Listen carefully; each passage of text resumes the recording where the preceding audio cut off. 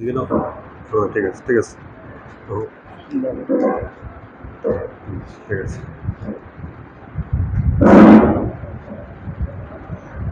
أعوذ بالله من الشيطان الرجيم بسم الله الرحمن الرحيم رب اشرح لي صدري ويسر لي أمري واحلل عقدة من لساني يفقهوا قولي। সম্মানিত মোহতারাম খতিব সাহেব, উপস্থিত মুসল্লিয়ানে কেরাম, আমি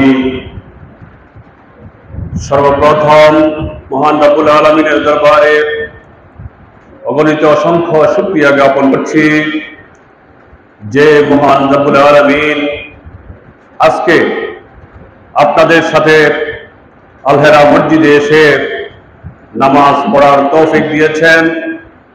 আপনাদেরকেও এই দুর্যোগপূর্ণ আবহাওয়ার মধ্যে পবিত্র মসজিদে এসে জুমার নামাজ আদায়ের উদ্দেশ্যে এখানে উপস্থিত হয়েছেন। সকলেই আমরা সমস্বরে মহান রব্বুল আলামিনের দরবারে কলেমাতুশ শুকর আদায় করি, সকলে বলি আলহামদুলিল্লাহ।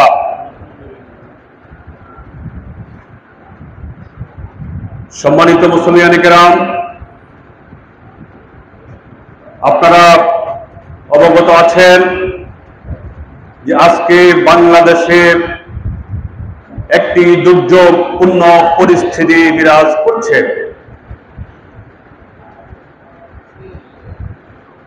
শত শত ছাত্র শিক্ষার্থী তাদের বুকের তাজা রক্ত ঢেলে দিয়েছে। শুধু সারা জাতি নয়, সারা বিশ্ব বিবেক আজকে স্তম্ভিত। নিরপরাধ নিষ্পাপ ছাত্র সমাজের উপরে গুলি চালিয়ে যেভাবে শাহাদাত করে দেওয়া হয়েছে, মৃত্যুর কোলে ঢেলে দিয়েছে, সেজন্য সারা পৃথিবীর মানুষ আজকে স্তম্ভিত। আমাদের চোখের সামনে রাজপথে অনেক তাজা প্রাণ ঝরে গেছে। আমার ছেলে যে স্কুলে পড়ে, যে কলেজে পড়ে, রেসিডেন্সিয়াল মডেল কলেজ, তারই ক্লাবের সদস্য ফারহান ধানমন্ডি 27 নম্বরে গত 18 জুলাই গুলিবিদ্ধ হয়ে নিহত হয়েছে। এরকম আরো অনেকেই। এখানে বিষয়টা কি? ছাত্রদের তো ন্যায্য দাবি যে মেধার ভিত্তিতে যেই ছেলেটা মেধাবী হবে, যেই ছেলেটার জ্ঞান বেশি হবে, শিক্ষা বেশি হবে, সেই যে কোনো জায়গায় অগ্রাধিকার পাবে। এই বিষয়টি আজকে ছোট মাসুম বাচ্চাগুলো বুঝে। সুতরাং এই ন্যায্য দাবি নিয়ে ছাত্রদের সংগ্রাম এখনো চলছে। আপনারা জানেন ঢাকাতে কারফিউ চলে। আজকেও 8টার পর থেকে কারফিউ থাকবে। সকাল 7টায় কারফিউ শেষ হয়েছে। আমি গত 2 শুক্রবার জুমার নামাজে আপনাদের সাথে শরীক হওয়ার জন্য অত্যন্ত আগ্রহী ছিলাম। অনেক চেষ্টাও করেছি, কিন্তু পরিবেশ পরিস্থিতি কারণে আমার ভাগ্য জুটে নাই আপনাদের সাথে এসে নামাজ আদায় করা। আমরা সকলেই যারা নিহত হয়েছেন, শহীদ হয়েছেন, তাদের জন্য দোয়া করি আল্লাহ যেন তাদেরকে জান্নাতে উচ্চ মাকামে তাদেরকে স্থান দেন। যারা আহত আছেন তারা আরোগ্য লাভ করেন, এবং যারা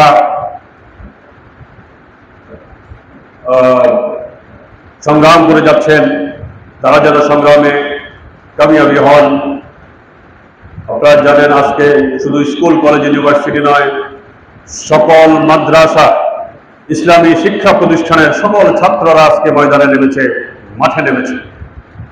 সুতরাং ইনশাআল্লাহ এই ছাত্রদের আন্দোলনের বিজয় অবিসম্ভাবী। ইনশাআল্লাহ এই ছাত্ররা কোনোদিন খালি হাতে ঘরে ফিরে যাবে না, আমরাও সেই কামনাই করি। এবং যত দ্রুত সম্ভব, আমরা সব জায়গায় বলে আসছি সরকারকে যে যত দ্রুত সম্ভব আপনারা ছাত্রদের ন্যায্য দাবি মেনে নিয়ে ক্ষমতা হস্তান্তর করে দেশে শান্তি ফিরিয়ে আনুন, একটি স্বাভাবিক পরিস্থিতি ফিরিয়ে আনুন। আজকে এই আলহেরা মসজিদের এই মিম্বরের সামনে দাঁড়িয়েও আমার একই বক্তব্য যে দেশে শান্তিতে ফিরিয়ে আনুন, দেশের মানুষকে স্বস্তি দিন। সম্মানিত মুসলিয়ানে কেরাম, আমি আসতে না পারলেও আমি চেষ্টা করি খবরাখবর নেওয়ার জন্য আপনাদের মসজিদ এবং মাদ্রাসার যে অবস্থা, যে পরিস্থিতি। আমি আলহামদুলিল্লাহ আল্লাহর কাছে শুকরিয়া আদায় করছি, আপনারা একজন যোগ্য খতিব পেয়েছেন।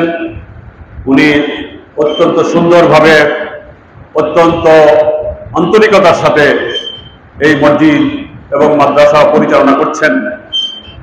আমাদের সীমাবদ্ধতা আছে, আমাদের মসজিদ কমিটির, ইন্তেজামিয়া কমিটির যথেষ্ট সীমাবদ্ধতা আছে।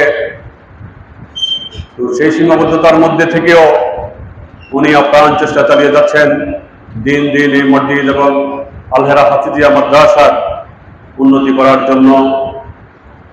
আমি যতটুকু জেনেছি আলহামদুলিল্লাহ, সকালে আমাদের যে মক্তব পরিচালিত হচ্ছে, আমাদের যে মক্তবের যে কার্যক্রম অত্যন্ত সুন্দরভাবে চলছে, ছাত্র সংখ্যা বেড়েছে এবং কোরআনের শুদ্ধভাবে কোরআন শিক্ষা দেওয়ার জন্য আমাদের মসজিদ কমিটির এবং মোহতারাম খতিব সাহেবের যথেষ্ট প্রচেষ্টা আছে।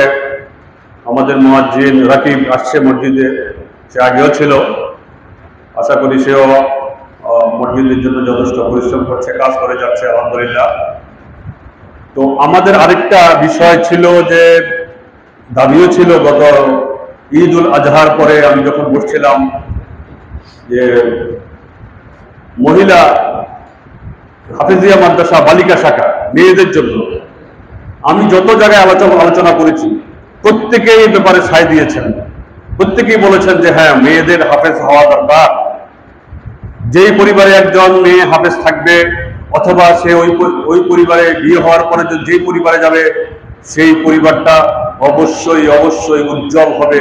আল্লাহর নেক, আল্লাহর নূর, আল্লাহর রহমত সেই পরিবারের মধ্যে আসতে থাকবে। এবং যে মেয়েটা হাফেজি পড়বে, সেও তার স্বাবলম্বী থাকবে, নিজের মাথা উঁচু করে সম্মানের সাথে সমাজে বেঁচে থাকবে। আমরা অত্যন্ত আন্তরিক হাফেজিয়া মহিলা মাদ্রাসা চালু করার জন্য আমাদের যে কতগুলো লজিস্টিক সাপোর্ট দরকার, আমাদের কিছু অবকাঠামো, আমাদের নির্মাণ কাজের বিষয় আমি ব্যক্তিগতভাবে প্রচেষ্টা চালিয়ে যাচ্ছি। আমি আপনাদেরকে, যারা মুসল্লি এখানে উপস্থিত আছেন, যারা নাই, এবং অত্র মহল্লায় মা বোনদের কাছেও আমাদের আবেদন থাকবে, আপনারা এগিয়ে আসুন, আপনারাও সাহায্য সহযোগিতা করুন এবং বাচ্চাদেরকে আপনি হাফিজিয়া মাদ্রাসায় পড়ানোর জন্য নিয়ত করুন। ইনশাআল্লাহ আপনাদের দোয়া, নিয়তের বরকতে হয়তো আমরা দ্রুত হাফিজিয়া মাদ্রাসা বালিকা শাখাটা চালু করতে পারবো ইনশাআল্লাহ। আমাদের বালকদের যে হাফিজিয়া মাদ্রাসাটা চলছে, ছাত্র সংখ্যা আছে আলহামদুলিল্লাহ, আমরা 2 জন দিয়ে শুরু করছিলাম, 6 জন আছে বোধহয় না? জি, আমাদের হাফিজিয়া মাদ্রাসার ছাত্র সংখ্যা বাড়ছে আল্লাহর রহমতে, এবং সেটা আপনাদের প্রচেষ্টায়, আপনাদের সহযোগিতায় এবং ভবিষ্যতে আরো সক্রিয়ভাবে আপনারা চেষ্টা চালাবেন। আশা করা যায় আমাদের অত্র এলাকার মধ্যে সবচেয়ে সুন্দর এবং মেধাবী এবং সঠিক হাফেজদের সঠিক পড়ালেখা, পরিচর্যা এবং পরিপূর্ণ হাফেজ হয়ে একজন দক্ষ,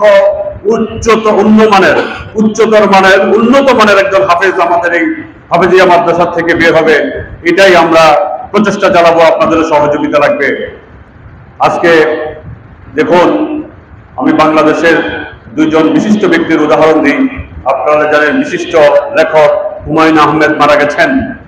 এখন একজন প্রফেসর আছেন আসিফ নজরুল, এই যে আন্দোলনে উনি অগ্রণী ভূমিকা রাখছেন। মৃত্যুর কিছুদিন আগে হুমায়ুন আহমেদ যখন জানলো তার ক্যান্সার হয়েছে, মারা যাবে, তখন সে কোরআন পড়া শুরু করলো। তখন সে ইসলাম খোঁজা শুরু করলো, হাদিস খোঁজা শুরু করলো। শেষ সময়ে যতদিন বেঁচে ছিলেন কোরআন হাদিসের চর্চা করেছেন। ওনার অনেক ডিগ্রি, অনেক মর্যাদা, অনেক লেখা, এত কিছুর পরেও শেষ জীবনে উনি এসে বুঝতে পারছেন যে আসলে মানুষের শেষ ঠিকানা হচ্ছে কোরআন এবং হাদিস। সুতরাং আজকে যারা শিশু অবস্থায়, বাচ্চা অবস্থায়, অথবা আপনারা এই শিশুদেরকে কোরআন সুন্নাহর সাথে, কোরআনের সাথে পরিচয় করিয়ে দিচ্ছেন, হাফেজ বানানোর নিয়োগ করছেন, আলহামদুলিল্লাহ আমি বলবো আপনারা অত্যন্ত ভাগ্যবান। যেখানে এত বড় বড় ডিগ্রিধারীরা জীবনের শেষ সময় গিয়ে মরার 2-4 বছর আগে বুঝতে পারছে যে কোরআন হাদিস ছাড়া কোনো গত্যন্তর নাই, আমাদের সর্বশেষ ডেস্টিনেশন, সর্বশেষ ঠিকানা হচ্ছে কোরআন হাদিস এবং আল্লাহ এবং পরকাল। সুতরাং তারা বুঝতে পেরেছে, এত জ্ঞান অর্জন করেও শেষ সময় বুঝতে পেরেছে। আমি এই জন্যই আমি নিজে কিছুটা অনুধাবন করি।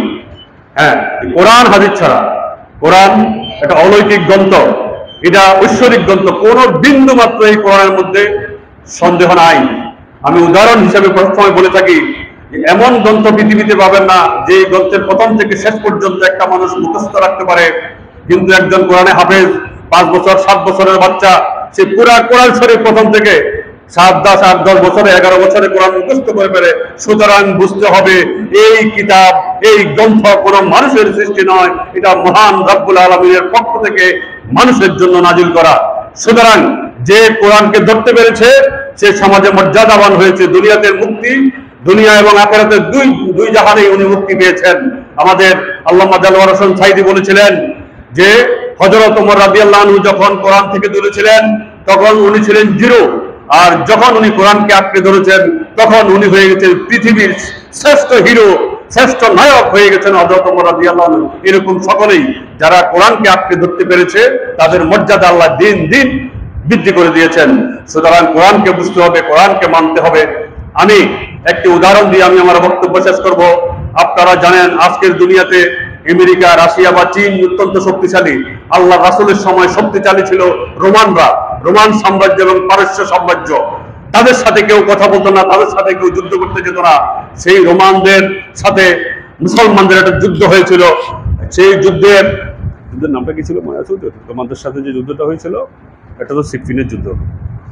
আচ্ছা, হ্যাঁ, যে যুদ্ধ হয়েছিল সেই যুদ্ধে রোমানদের ছিল 1 লক্ষ দুর্ধর্ষ সৈনিক, তাদের অস্ত্রশস্ত্রে সজ্জিত, আর মুসলমানদের ছিল মাত্র 40,000। এই যুদ্ধে নেতৃত্ব দিয়েছিলেন হযরত খালিদ বিন ওয়ালিদ, যিনি ছিলেন, যিনার উপাধি ছিল সাইফুল্লাহ। মানে সাইফুল্লাহ শব্দের অর্থ হচ্ছে আল্লাহর তরবারি। এখন বেশ কিছুদিন যুদ্ধ চলল, কিন্তু যুদ্ধে মুসলমানদেরকে পরাজিত করতে পারছে না। ওইদিকে রোমানদের বহু ক্ষয়ক্ষতি হয়ে গেছে। তখন রোমান সম্রাট গোয়েন্দা নিয়োগ করলেন, বললেন যে এই মুসলমানদের ওখানে গোয়েন্দা করে দেখো যে আসলে তারা দিনের বেলায় যুদ্ধ করে, রাত্রে বেলায় তারা কি করে। দেখুন, মুসলমানরা সারা দিন যুদ্ধ করে আল্লাহ রাস্তায়, আল্লাহ রাহে, রাত্রে বেলায় তারা আল্লাহর কাছে সিজদায় পড়ে থাকে। কেউ কোরআন শরীফ পড়ে, কেউ জিকির আজকার করে, কেউ ঘন্টার পর ঘন্টা আল্লাহর কাছে এই সৈনিকরা সিজদায় পড়ে থাকে। তখন এই খবর যখন রোমান সম্রাটের কাছে, এই রিপোর্ট, এই প্রতিবেদন যখন রোমান সম্রাটের কাছে গেছে, রোমান সম্রাট বলছে না, এই মুসলমানদেরকে পরাজিত করা কোনোভাবেই সম্ভব নয়। যারা দিনের বেলায় সারাদিন যুদ্ধ করে জীবন বাজি রেখে আর রাত্রে বেলায় মহান রব্বুল আলামিনের দরবারে সারা রাত সিজদায় পড়ে থাকে, এই মানুষদেরকে কোনোদিন পরাজিত করা সম্ভব নয়। সুতরাং আমাদেরকে এখন যুদ্ধের ময়দান ছেড়ে চলে আসতে হবে। সেই রোমান সম্রাট তার দুর্ধর্ষ সেনাবাহিনীগুলোকে সে আবার সেই ফিরিয়ে দিতে বাধ্য হয়েছে। সুতরাং ভাই, এটা কিসের শক্তি? মুসলমানদের এত অস্ত্রশস্ত্র ছিল না, এটার একমাত্র শক্তি হচ্ছে আল কোরআন এবং আল্লাহর প্রতি বিশ্বাস। সুতরাং আপনাদের প্রতি আমার অনুরোধ থাকবে, আপনাদের যদি কোরআনকে আঁকড়ে ধরেন, কোরআন সুন্নাহ মতো জীবন পরিচালিত করেন এবং মহান রব্বুল আলামিনের প্রতি আনুগত্য থাকে, বিশ্বাস থাকে, পৃথিবীর কোথাও আপনারা ঠেকবেন না। আপনারা যা চাইবেন, যে যেখানে যেটা করতে চাইবেন, আল্লাহ আপনাদেরকে সাহায্য করবে, এগিয়ে যাবেন। এই আশাবাদ ব্যক্ত করে আপনাদেরকে আমাদের এই পবিত্র আল-হেরা মসজিদ এবং আল-হেরা হাফিজিয়া মাদ্রাসায় যে কোরআনের চর্চা চলছে, কোরআনের তালিম চলছে, এটাকে দিন দিন আরো কিভাবে সুন্দর করা যায়, সাবলীল করা যায়, এবং আপনাদের সহযোগিতা, বুদ্ধি, পরামর্শ সবটাই আমরা গ্রহণ করবো ইনশাআল্লাহ। কথা বলে আবারও আপনাদেরকে আমার অন্তরের অন্তরস্থল থেকে ধন্যবাদ জানিয়ে যে আপনারা মসজিদে এসে নামাজ পড়ার জন্য এবং মাদ্রাসায় সার্বিক সহযোগিতা করছেন, সেই সহযোগিতার হাত আরো বাড়িয়ে দিবেন, আরো প্রশস্ত করবেন, এই কথা বলে আবারও মুবারকবাদ জানিয়ে আমি আমার বক্তব্য এখানে শেষ করছি। ওমা তৌফিকি ইল্লা বিল্লাহ। আসসালামু আলাইকুম ওয়া রাহমাতুল্লাহ।